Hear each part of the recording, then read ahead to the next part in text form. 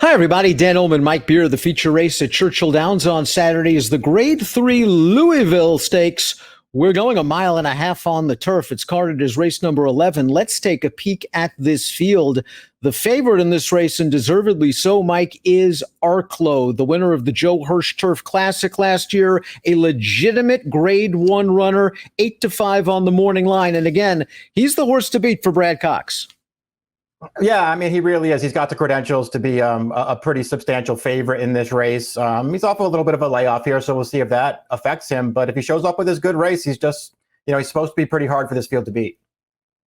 He has a versatile running style, which should really work to his favor. The Timeform U.S. pace projector for this race, somewhat surprisingly, red bar situation, a fast pace expected. Lambo, the number 7, has some speed. I was surprised that the 6 to the Slam isn't closer to the pace. Rise the Guy, the 11, has some speed as well. I'm not sure if it would be a blistering pace, but I guess it could be fair. It could be fair. The 6th being 1, 2, 3, 4. The number 6 being 7th at the pace call in this race is not happening.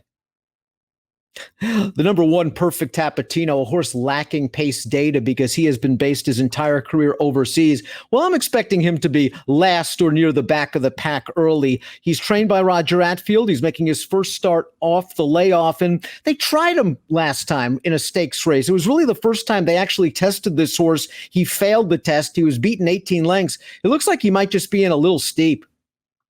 That's what it looks like to me, too. I couldn't really make a case for him. I mean, I guess it's mildly interesting that Attfield, for his stateside debut, runs him in this race. That, made me take a second look at him, but I just don't see the races. Sky Promise, the number 2, likes distance. He's won at 1.5 miles on the dirt. That was 2 starts back in the Temperance Hill in the slop. Completely overmatched last time out in the Grade 2 Oaklawn handicap. He's done some decent things on the turf. He's only 1 for 12 lifetime. His most recent turf start was a mile race at Canterbury, where he might have been compromised by a slow pace. I think there are some legitimate class concerns here, especially on turf. Yeah, I mean, he likes distance. I guess that's a good thing for him. But, going back to some of his turf form, when he was running on it consistently back in 2018, I mean, those are claiming races, and he couldn't beat those fields. A Preciado, we've talked about Michael Maker time and time again. He claims horses. He eventually stretches them out in distance. They make hay. Maker took this horse for $16,000. And in his most recent race, the race we're taking a look at right now, he earned a graded stakes placing, went 3rd in the McKnight, going 1.5 miles. The McKnight has already produced 2 next out winners, and the runner-up came back to finish 2nd with a 97 Beyer speed figure in New York. Solid performance for a Preciado down on the rail. I think he needs to take a slight move forward. I thought so, too. I thought he ran fine in that race, though. That trip ultimately worked out. He got through a, relatively tight spot there in the stretch. He rallied to finish 3rd in there. I thought he ran fine. The distance seems like it's no problem for him. There are things to like about this horse. He's No Lemons, a very lightly raced 4-year-old trained by Graham Motion. I doubt we've seen this horse's best race yet. Whether he is going to be able to show it in his first start since September, well, that might be a different story. Let's go back to the Bald Eagle Derby last time out at Laurel. He will be placed first via disqualification after finishing 2nd in this race. His Beyer speed figures are a little light compared to some of the major contenders in this race, but He's No Lemon does have upside. Yeah, he does. This will be his first start against older horses, first start off a layoff, but he was getting good last year. The distance really seems to work for him. He's got a very, sort of late closing style, which I don't love for him. But his races are actually pretty good. The distance is good. I actually felt like the horse that won that race and got disqualified ran really well also, and he's back in this field. So I thought they were both sort of interesting horses in this spot. Yeah, we will talk about JS's Solitude in a moment. We'll move to Arklow, the morning line favorite, the winner of the Grade 1 Joe Hirsch Turf Classic at 1.5 miles last year. He's only raced once this year. It was in the Pegasus World Cup Turf, where he was just facing Zulu Alpha in raging form at the time. He came back to win the McDermott with a 107 Beyer speed figure. Arklow, listen, he had always hinted at being a top-level turf horse. He broke through last year, and he is expected to be one of the leaders of the division in 2020. Yeah, I mean, I don't see why he wouldn't be. He's got the credentials, as we already mentioned, to be a pretty substantial favorite in this race. It's all, I think to me anyway, it's all about the layoff here and whether he's ready for, one of his good races off the bench. His Pegasus World Cup I didn't want to be too hard on him for. He was bumped at the start of that race. Didn't get a great trip, but he also didn't run that well. His Breeders' Cup was basically a disaster, I thought. Dan, he had an impossible trip in that race and didn't run poorly at all, I didn't think. His good race makes him too good for these horses, I think. Slam, the number 6, is perhaps best known for his front-running graded stakes gambits up at Woodbine, but he won this race last year. Now, this race last year, not as strong as the field he'll be facing on Saturday, and he was able to go gate to wire in the 2019 edition of the Louisville. If you believe the Timeform U.S. pace projector, that's not happening here. I think Tyler Gaffalione is going to be very aggressive with him out of the gate. Yeah, it feels like they have to ride him like that. I mean, that's his running style. He wants to be out in front. I think they'll put him there. And we'll just see what happens, Dan. He's a really nice horse. He's very consistent. You know, if you look at his figures, if you just want to go strictly by speed figures, he just kind of runs the same thing every time. And when it's in, against the right kind of field, he can win. And then when it's against, a little bit of a tougher field, he can't really win. It feels to me like Arklow is probably too good for him. But we'll see what happens here. If he makes the front, I think he's dangerous.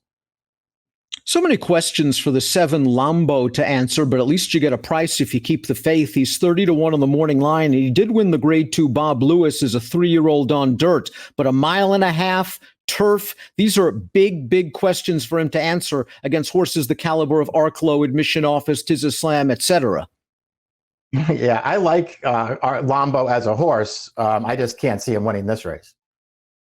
JS's Solitude got on our radar last year, Mike, when he won that allowance race on July 27th at Arlington. I thought he was just very impressive winning, and I thought he was very unlucky not to win his subsequent start, the Virginia Derby, a race with zero pace whatsoever, and he came flying to miss behind perfect trip winner English B. We saw him finish first in the Bald Eagle Derby. A concern, though, is it just seems like he hasn't really improved much since that race, and he does need a little pace up front. Yeah, he does. We'll see what kind of trip he can get in this race. When he won that Bald Eagle Derby before he got disqualified, he got a great trip in that race. And that was, very unfortunate that he lost that victory because he was much the best in that race. I don't know, Dan, I'm not done with this horse yet. He's going to be a big price in here, and I'm going to use him somewhere.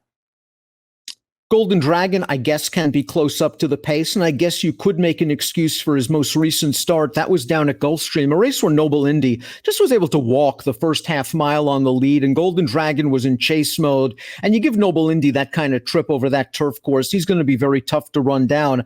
That being said, that's one of Golden Dragon's best races, and he's likely going to have to improve to beat these. Right. That's what I didn't like about him, Dan. I mean, I know that it wasn't a fast pace last time, but he was close to that pace. He never really challenged for it, and he got outfinished for second and third as well. I just didn't think he ran that well in that race. Fearsome is a true stayer. This horse won his North American debut at 1.5 miles. They ran him 1.75 miles over the synthetic, and he caught a tough old war horse up at Woodbine named Pumpkin Rumble. He ran okay in that spot. But again, looking over his European form, he just really didn't seem to be graded class over there. We'll take a look at him running second to Pumpkin Rumble. He's going to stay all day long is the number 8 Fearsome. I'm just not sure if it's going to be against this sort of competition. I don't know either. I don't know how good this horse is, Dan. I know that he wants every bit of the 1.5 miles, though. There's 2 races since he got over here. They're both pretty good. I could use them somewhere at a big price. Rise the Guy is the number 11, another horse that could be forwardly placed as he stretches all the way out in distance. And he chased a pretty fast pace last time out in a race won by a nice little optional claiming type named Temple. Big step up in class. He was stakes placed at Kentucky Downs last year, the longest he ever went, 10.5. So maybe there's hope for him to get this distance. We'll see. I mean, he certainly has some upside. His turf form's not terrible. It's not great, but it's not terrible. He wasn't for me, but I recognize that he could improve. And as we take a look at our top selections for this race, everyone knows where I'm going. My son is back in here. That's the number 12 Admission Office. And maybe I'm just being foolish chasing him again. The McDermott, it teased me. It was really the first time they stretched him all the way out in distance. And I thought he ran very well just to be beaten by Zulu Alpha, arguably the best turf horse in the country. Last time out in the Sunshine Forever, they turned him all the way back. And I think they tried to take him out of his game a little bit, Mike, having him chase that pace and having him on a chase against a horse like Halliday. That's not really Admission Office's game. I think they're going to take him back, make one run. Of course, that puts him in the mercy of race and pace luck, which has sort of been his bugaboo his entire career. But I liked his race at this distance. I think he'll stay this trip. I thought he ran well in the Mac Diarmida two-back as well. I still can't believe that you went back to this horse, but we'll see what happens. He certainly owes you some money, Dan. I got away from him a long time ago. I'm still a fan of his. Can't take him on top in these races anymore. I chalked it out with Arklow, mostly because I just really couldn't find an alternative that I was that interested in betting on. Well, he is simply the horse to beat Arklow. My second pick in here. We'll see if Admission Office can get a setup. He needs it. 12, 5, 3, 6 for me. 5, 6, 10, 8 for Mike. It's the Grade 3 Louisville, your feature race at Churchill Downs on Saturday. Race number 11 has an approximate post time of 6:22 Eastern. Good luck.